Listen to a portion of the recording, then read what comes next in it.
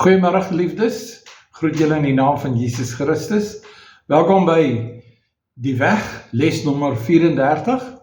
En die titel is God werk in en deur mense om sy voorsiening gereed te hê vir sy raadsplan. Dit kom daarop neer dat die Here werk, hy beplan sy raadsplan en hy beplan mense en geleenthede en vir oor eeue. En hy is in beheer van daai plan. Dis sy plan en hy gaan verseker werk daaraan om daai plan te volbring. Maar wat baie interessant is dat God werk in hierdie hele skepping. Ek weet tog dat die visse het in die nette ingegaan toe die Here vir Petrus sê, gooi die net daai kant uit. Tot die skepping, die natuur, God werk.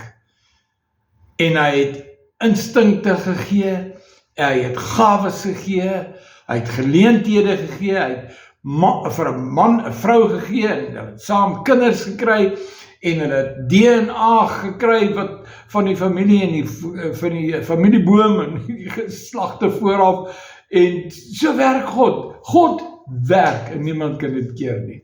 Dit is so amazing. Nou vandag se les gaan daaroor, maar dit gaan met die oog op dat ons het finansies nodig. Nou God het finansies bereken in sy skepingsplan, sy raadsplan, en hy het dit daar weggebere, nie om weg te bly nie, maar om op die regte tyd losgelaat te word vir die gebruik van die mense wat hy in sy plan beplan het. Hy het 'n intensie met elke mens, met elke dispensasie, met elke tydperk van die mens se geskiedenis. En dit is baie verstommend om God te sien werk. Dit is vir my van die mees vervullendste en bevredigendste belewennisse om te besef, maar God het hierdie ding gewerk. Ek het niks daarmee te doen gehad nie, en tog seën dit my, en tog het die Here toegelaat dat ek dit en dat kon regkry, deur sy werking.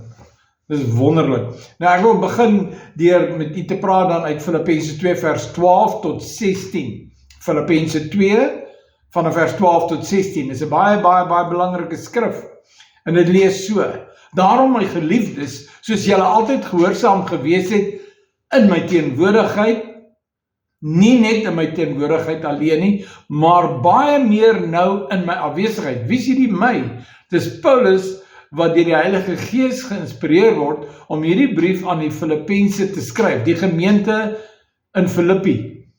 En hy sê hierdie ding, hy praat van dat julle altyd gehoorsaam gewees het.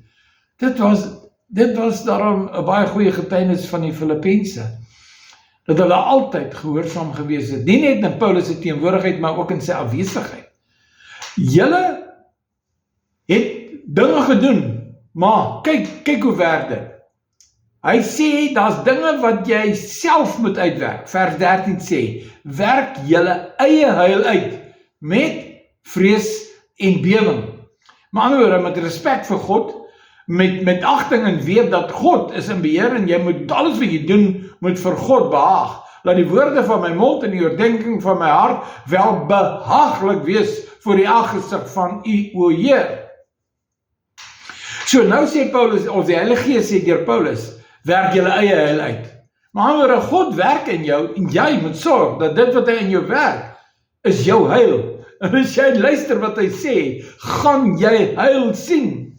Maar as jy dit nie doen en jy volg jou eie planne, gaan jy dalk tromp op vasloop in onheil. So dis of heil, of is onheil. Dit hang af hoe gehoorsaam jy is. Dit hang af hoe jy luister na wat God doen, wat God sê, wat God met jou deel en met ander mense deel. Ek het 'n baie groot getuienis hieroor.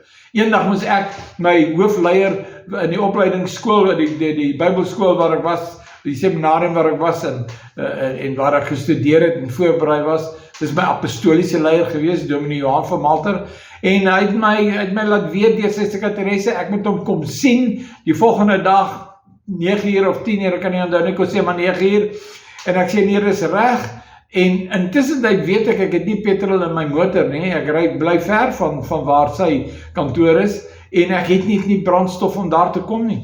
En ek bid, ek sê, Here, ek hoor my leier vir my sien, en ek moet hom gehoorsaam, en U wil sekerlik deur hom praat met my, ek is beskikbaar, maar Here, ek het nie petrol, ek het nie brandstof in my motor nie, help my, Here, doen asseblief my, ek het gebid daai heel dag, en die nag, en die volgende oggend, en toe sien ek hier teen so 'n halfuur voordat ek moet ry, toe sien ek, nee, die Here het nog nie vir my voorsien nie, ek het geen uitkoms nie, en ek bel, en ek laat weet, ek sê, ek kan nie kom nie, en ek het nie brandstof in my motor nie, ek is jammer, ek het gebid daarvoor, maar dit het nie gebeur nie.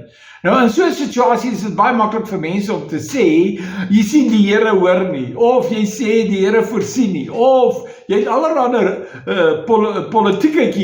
politieke wat jy bedryf in die evangelie, en jy kom met allerlei menslike redenasies, en dan probeer jy God se weë verklaar. O nee broer, God maak nooit 'n fout nie, nooit. En Dominee van Malter bel my, en hy vra vir my, wat gaan aan? Ek sê, nee, Dom, ek was regtig op pad om te kom, en ek het gebid, want ek het nie brandstof nie, en ek het regtig probeer, en dit het net nie vir my uitgewerk, dat ek nou brandstof kan hê, om te kan kom nie, so ek het jou toe maar net laat weet, maar ek wil jou nie vooraf laat weet nie, want ek het gehoop, God gaan hierdie ding uitwerk, sodat ek nie nodig het om jou te sê, en jou dalk te vra, vir petrol nie.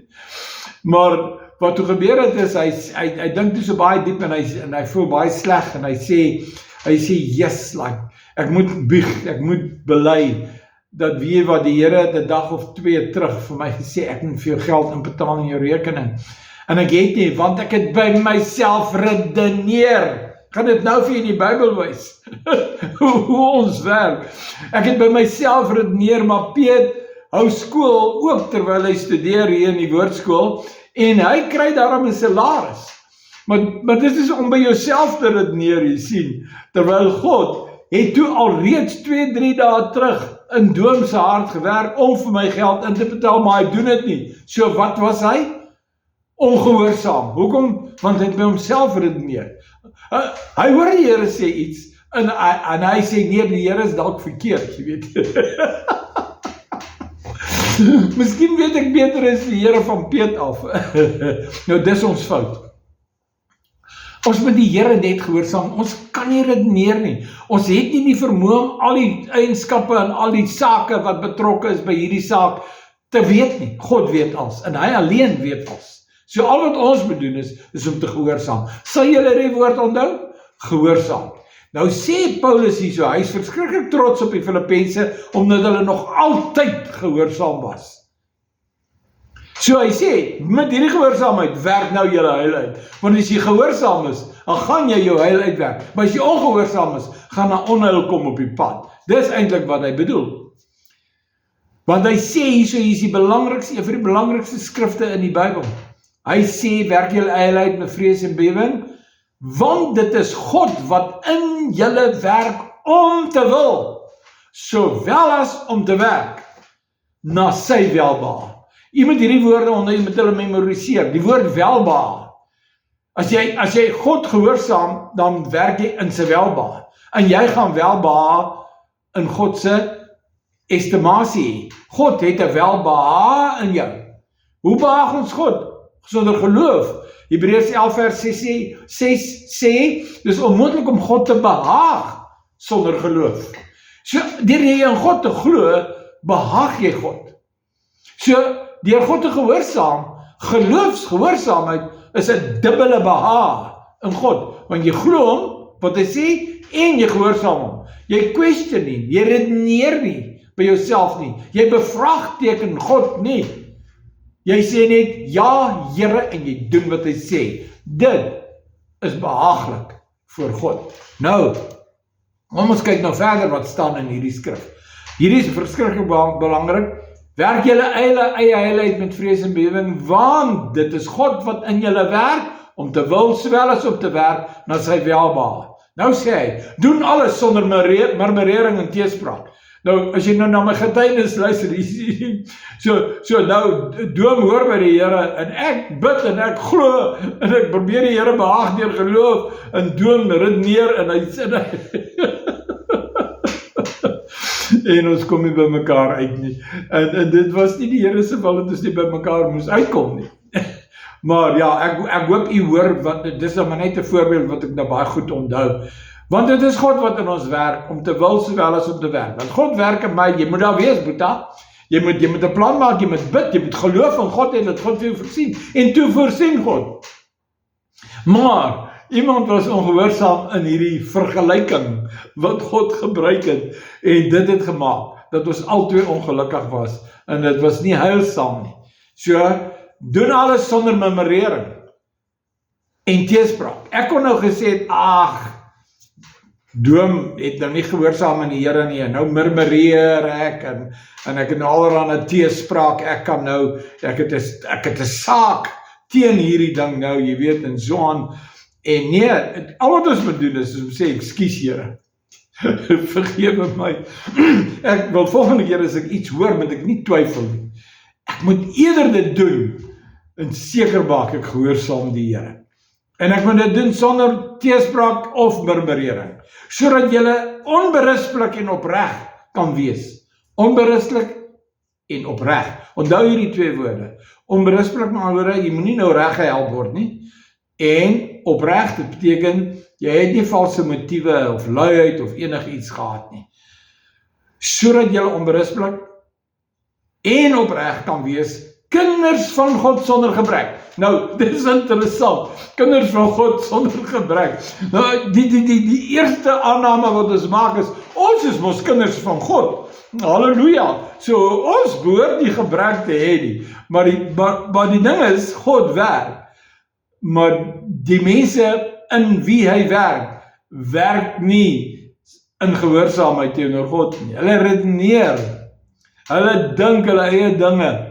Nou hierdie hele ding van die weg gaan oor, ons moet ons bekeer tot God se gedagtes. En ons bekeer tot God se weë. Dis waaroor dit gaan, dis 'n verskriklike belangrike opdrag.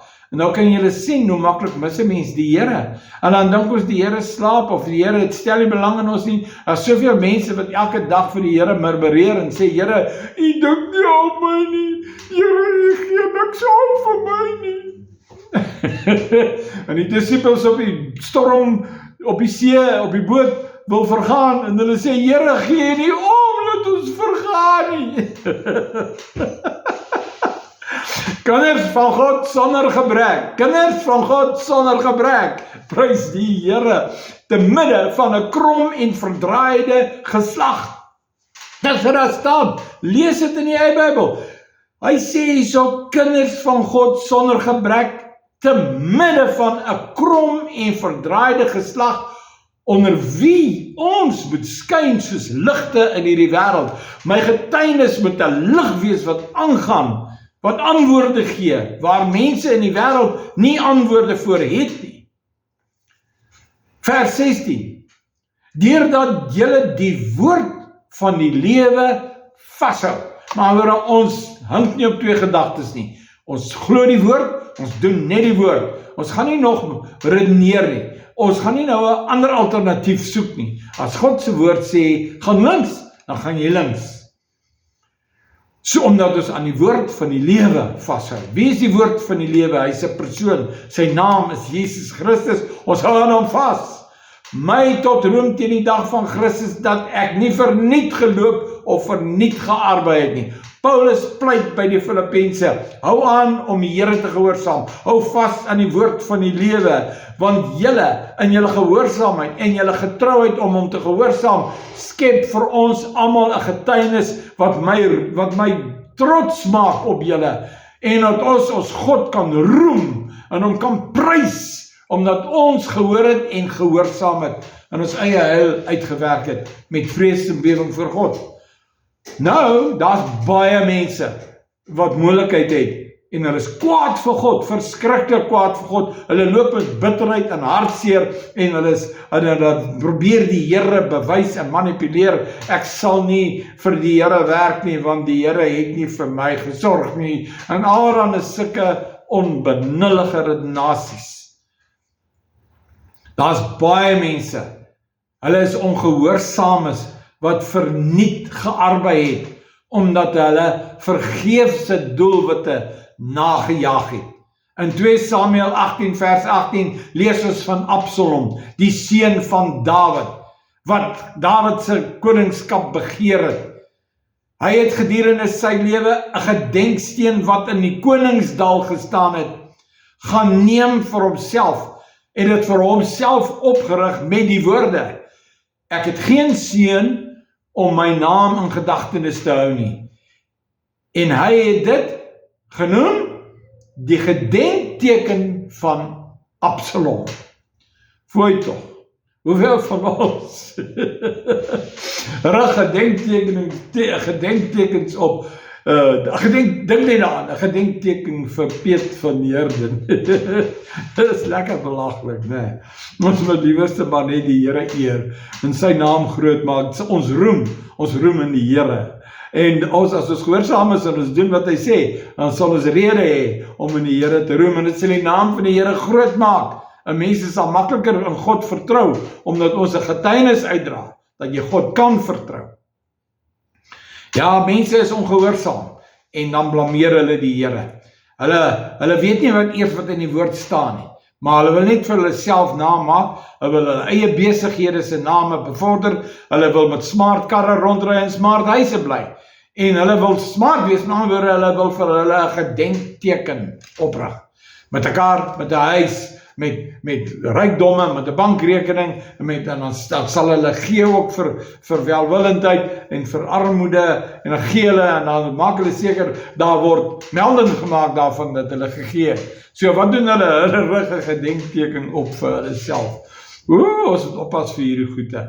In Lukas 12 vers 16 tot 21 staan daar, en die ryk man het by homself geredeneer. Gaan kyk dit self in Lukas 12 vers 16 tot 21. Die ryk man het by homself geredeneer, maar hy was ongehoorsaam. En hy het vir homself gesê, hy sê nie vir homself wat sê God nie, hy sê vir homself wat hy geredeneer het. Wat sal ek doen? Want ek het geen plek waar ek my oes kan insamel nie. Toe sê hy vir homself, myself, jy moet dit doen. Bou vir jou groter skure, breek af die ou klein skure, en dan bou jy vir jou groter skure, sodat jy baie goed kan, jou groot opbrengste, en baie goed wat jy insamel, mooi kan wegbere, en vir jou siel sê, siel, jy het baie goed gedoen, en jy het goed weggesit vir baie jare, neem nou rus, geniet die lewe, drink en eet en wees vrolik, en so by the way, kry vir jou huisie by die see ook, jy weet. Maar God het aan hom gesê, jou dwaas.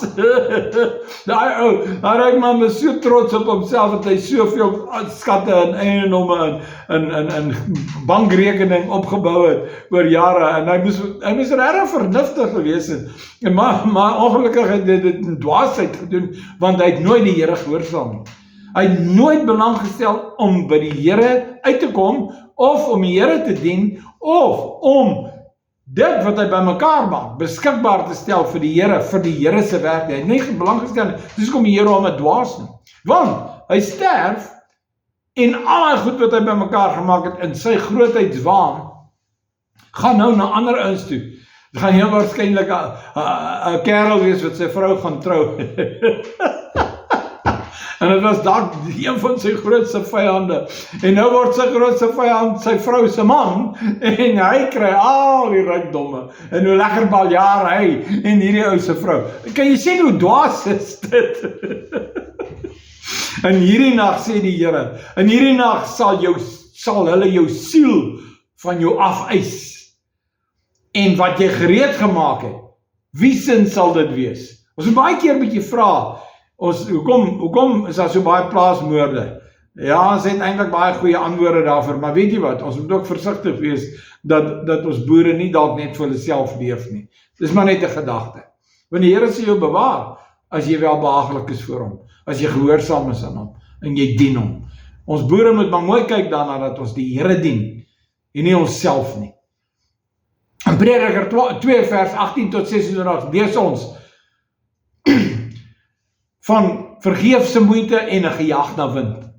Vergeefse moeite en 'n gejaag na wind. Want die dag as jy jou kop neerlê, vat jy niks saam met wat jy bymekaar gemaak het nie. Al het jy 'n groot naam vir jouself gemaak, jou naam gaan eintlik net verdwyn, want jy het niks ewigheidswaarde bewerk deur die skatte wat God aan jou toevertrou het nie. Nou ek dink ek sal volgende keer met hierdie les verder gaan. Dan sal ek dit vir julle verder vat, want hier is nog baie wat ek vir julle wil sê. Die Here seën u tot volgende keer.